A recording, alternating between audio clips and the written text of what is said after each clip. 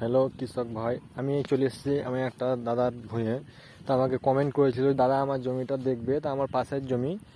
তো আমি এসেছি তার দাদার জমিতে। দাদা বলছে আমার ধানে কী কী লাগবে।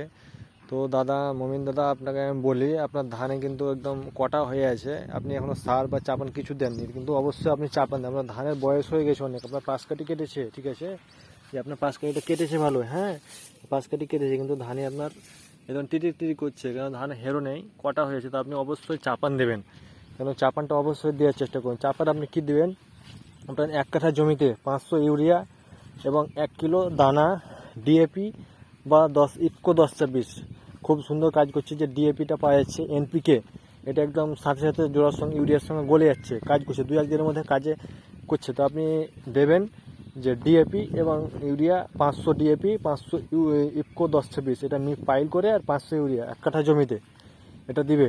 আর যে লাল লাল হয়েছে পাতা, তো মাঝিরা নেই, কিন্তু মাঝিরা লাগবে, লাল হয়ে আছে, এখনও কিছু দিয়ে নাই জমিতে, চাপান টাপান কিছু দিয়ে নাই। তো জমিতে অনেক জল আছে, জলটা কমিয়ে অবশ্যই চাপানটা দেওয়ার চেষ্টা করবেন।